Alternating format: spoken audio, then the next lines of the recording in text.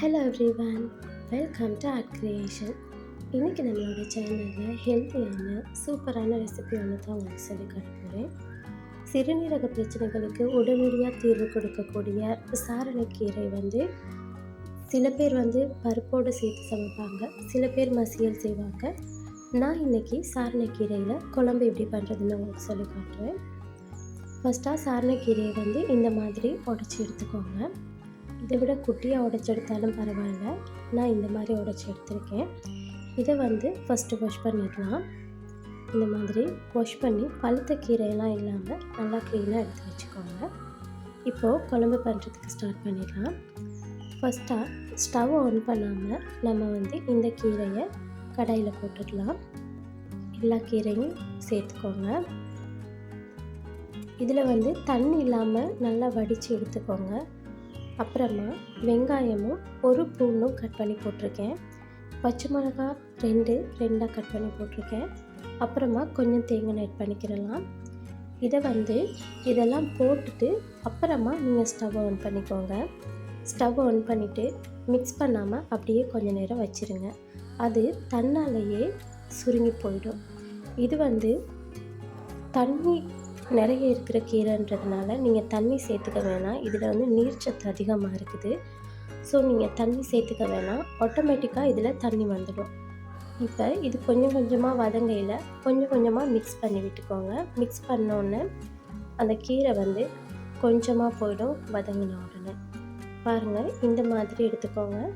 பாருங்கள், நான் இதில் தண்ணி சேர்க்கவே இல்லை. எந்த அளவுக்கு தண்ணி வந்திருக்குன்னு நீங்கள் பாருங்கள். ஸோ இந்த மாதிரி மிக்ஸ் பண்ணி இதை கொஞ்சம் நேரம் வேக விட்டுடலாம். இந்த மாதிரி நல்லா மிக்ஸ் பண்ணி இதை வேக விட்டுடுங்க. இது ஓரளவுக்கு வெந்து வந்த உடனே உப்பு சேர்த்துக்கிறேன். நான் இதுக்கு உங்களுக்கு தேவையான அளவு உப்பு சேர்த்துக்கோங்க. இதில் சேர்த்து நல்லா மிக்ஸ் பண்ணிவிடுவோம். உங்களுக்கு பார்க்குறதுக்கு நல்லா விளங்கும் எந்த அளவுக்கு இதில் தண்ணி வந்திருக்குன்னு சொல்லி. ஸோ தண்ணி சேர்த்துக்காதீங்க. இதை நல்லா கலந்து விட்டுருங்க.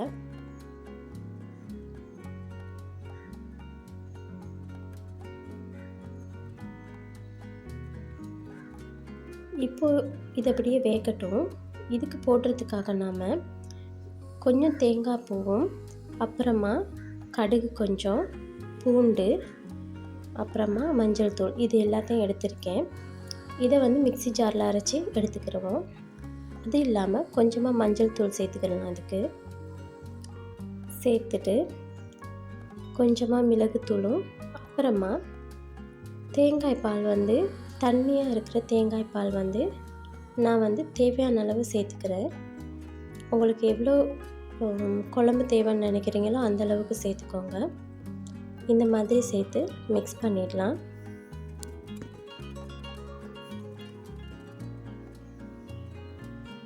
நல்லா மிக்ஸ் பண்ணிவிட்டு இதை அப்படியே கொதிக்க விட்டுடுங்க.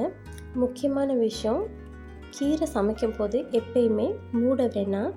அப்போ தான் அந்த பச்சை கலர் தன்மை இருக்கும், இல்லைன்னா ஒரு ஜாதி கலர் ஆகிடும். ஸோ மூடாமல் அப்படியே வேக வச்சுடுங்க. இப்போ நம்ம அரைச்சி வச்சுருக்க அந்த தேங்காய் பூவை சேர்த்துடுவோம். சேர்த்துட்டு திக்கான பால் கொஞ்சம் சேர்த்துக்கிறலாம். அதையும் சேர்த்து நல்லா மிக்ஸ் பண்ணிவிடுங்க.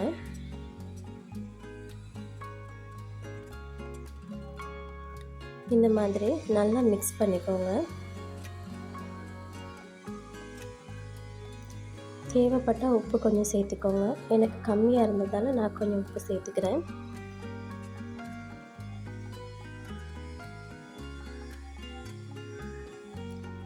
இந்த சாரணக்கீரை குழந்தைங்களுக்கு கட்டாயம் கொடுக்க வேண்டிய ஒன்று. சின்னதிலே சிறுநீரக ப்ராப்ளம் இருந்துச்சுனாக்கா இதை கண்டிப்பாக உடனடியாக சால்வ் பண்ணிடும். ஸோ சின்ன குழந்தைங்களுக்கு வீக்லி 1 டைம் சரி நீங்கள் இதை கண்டிப்பாக சேர்த்துக்கோங்க. இப்போது இதுக்கு தாளிப்பு ரெடி பண்ணிவிடுவோம். ஒரு கடாய் அடுப்பில் வச்சு கொஞ்சமாக எண்ணெய் சேர்த்துக்கிறலாம்.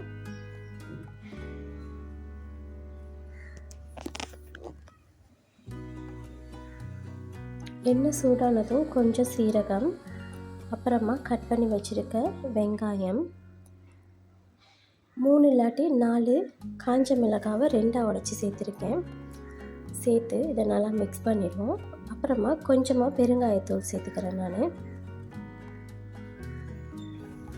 இதை நல்லா மிக்ஸ் பண்ணிவிட்டு இதை எடுத்து கொதிச்சிக்கிட்டு இருக்க அந்த கீரை குழம்புல கொட்டிடலாம். கொட்டி நல்லா மிக்ஸ் பண்ணி விட்டுருங்க.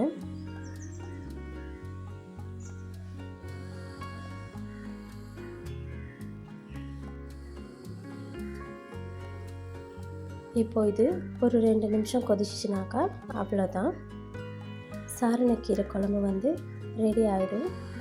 இதை நீங்கள் இப்படியே வேணாலும் சர்வ் பண்ணலாம். அப்படி இல்லைன்னா கொஞ்சம் மசிச்சு விட்டுக்கிறலாம். அப்படி இல்லைன்னா கொஞ்சம் கீரையை எடுத்து மிக்ஸி ஜாரில் போட்டு லைட்டாக அரைச்சி அதையும் சேர்த்து கொஞ்சம் கொதிக்க விட்டிங்கனாக்கா அதுவும் சூப்பராக இருக்கும். நான் இன்றைக்கி கொஞ்சமாக எடுத்து மிக்ஸி ஜாரில் அரைச்சி தான் சர்வ் பண்ண போகிறேன் மற்றவங்களுக்கு. ஸோ உங்களுக்கு விருப்பமான மாதிரி செஞ்சுக்கோங்க. இப்போ ஸ்டவ்வை ஆஃப் பண்ணிடலாம். இதை ஆற வச்சு மிக்ஸி ஜாரில் போட்டு அரைச்சி எடுத்துருக்கேன் நான். பாருங்கள், நல்லா திக்காக சூப்பரான சாரணக்கீரை குழம்பு ரெடி ஆகிடுச்சு. பாருங்கள், கலரை பார்க்கையிலே உங்களுக்கு விளங்கும், சூப்பராக இருக்குது. ஸோ நீங்கள் சமைக்கும் போது மூடி போடாமல் சமைச்சிங்கனாக்கா இந்த கலரில் வரும். மிக்ஸி ஜாரில் போட்டு அரைச்ச உடனே இன்னும் கொஞ்சம் திக்காக இருக்குது. கண்டிப்பாக நீங்களும் இந்த ரெசிபியை ட்ரை பண்ணி பாருங்கள்.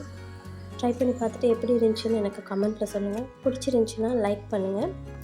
கண்டிப்பாக உங்கள் குழந்தைங்களோட உணவுக்கு இதை சேர்த்துக்கோங்க. சிறுநீரக ப்ராப்ளம் இருக்கவங்க கண்டிப்பாக இதை சமைச்சு சாப்பிடுங்க. உடனடியாக உங்களுக்கு தீர்வு கிடைக்கும். அதுக்கு நம்ம சேனலை இன்னும் சப்ஸ்கிரைப் பண்ணாமல் பார்த்துக்கிட்டு இருக்கீங்கன்னாக்கா கண்டிப்பாக சப்ஸ்கிரைப் பண்ணி பக்கத்தில் இருக்க பெல் ஐக்கனையும் கிளிக் பண்ணுங்கள். தேங்க்யூ.